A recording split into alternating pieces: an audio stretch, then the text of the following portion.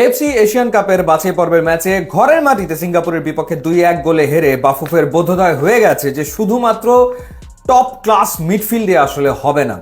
হামজা চৌধুরী এসছে, এরপর আমরা দেখলাম সমিত সোম চলে এসছে, তাতে করে বাংলাদেশের মিডফিল্ড বহু গুণে আসলে বেটার হয়ে গেছে। কিন্তু রেজাল্ট আনতে গেলে পারফেক্ট নাম্বার 9 লাগবে, গোল স্কোরার লাগবে, স্ট্রাইকার লাগবে, এবং ম্যাচের পর থেকেই আসলে বাফুফে এই সমস্যার সমাধানের আপ্রাণ চেষ্টা করে যাচ্ছে।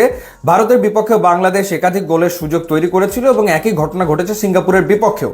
বাংলাদেশ এখনো এশিয়ান কাপের বাছাই পর্বে টিকে আছে, অর্থাৎ বাংলাদেশের এখনো সমূহ সম্ভাবনা আছে এশিয়ান কাপে খেলার। সেক্ষেত্রে বাংলাদেশকে পরবর্তী ম্যাচগুলো জিততে হবে। এখন নেক্সট মিশন বাংলাদেশের অক্টোবরে ঘরে এবং বিদেশের মাটিতে হংকংয়ের বিপক্ষে মোকাবেলা। তার আগে বাংলাদেশ দলে দুটো পরিবর্তন বা দুজন খেলোয়াড় আসলে আসতে চলেছেন। একজনের ব্যাপারে আপনারা তো জেনেছেন, কিউবা মিচেল, তাকেও আসলে পাওয়া যাবে অক্টোবরে যখন হংকংয়ের বিপক্ষে মাঠে নামবে বাংলাদেশ।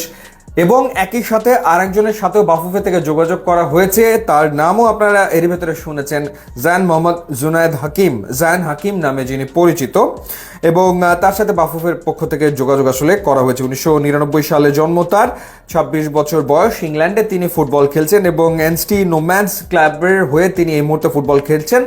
সেটা অবশ্য 8ম ডিভিশনের একটা দল এবং এবার তার 7ম ডিভিশনে খেলার সম্ভাবনা রয়েছে। লাস্ট মৌসুমে তিনি 45টা ম্যাচে 18 গোল করেছেন এবং তার 7টা অ্যাসিস্টও রয়েছে, অর্থাৎ তিনি স্কোর করতে পারেন, তিনি গোল করতে পারেন, সেটা তো আসলে বোঝাই যাচ্ছে। সো তিনি লেফট উইং পজিশনে খেলতে পারেন, আবার লেফট ব্যাক পজিশনেও তার খেলার অভিজ্ঞতা আসলে রয়েছে। জায়ানের নানা হচ্ছে বাংলাদেশি এবং তার বাড়ি হচ্ছে নোয়াখালীতে।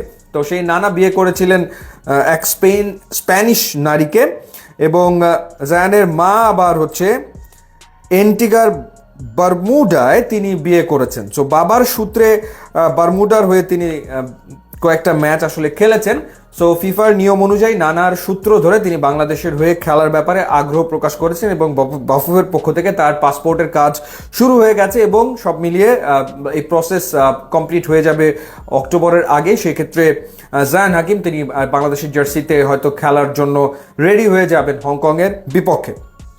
তো তাকে যদি পাওয়া যায় তাহলে যে নাম্বার 9 নিয়ে যে ক্রাইসিস চলমান রয়েছে, সিঙ্গাপুরের বিপক্ষে ম্যাচ শেষ হওয়ার পর থেকে আমরা যে আলোচনাটা করছিলাম যে গোলের সুযোগ তৈরি তো করছে বাংলাদেশ, কিন্তু স্কোর তো আসলে আসছে না, গোল তো আসলে হচ্ছে না।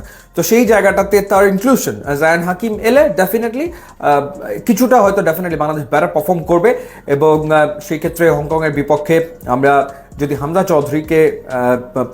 চৌধুরীকে পাচ্ছি, তার সাথে সমিত সোম রয়েছে, কিউবা মিচেল যোগ দিচ্ছে, এর সাথে যদি জায়ান হাকিমকে পাওয়া যায় তো ডেফিনেটলি বাংলাদেশের শক্তিমত্তা আরও বাড়বে, আরও শক্তি নিয়ে বাংলাদেশ হংকংয়ের বিপক্ষে মাঠে নামবে।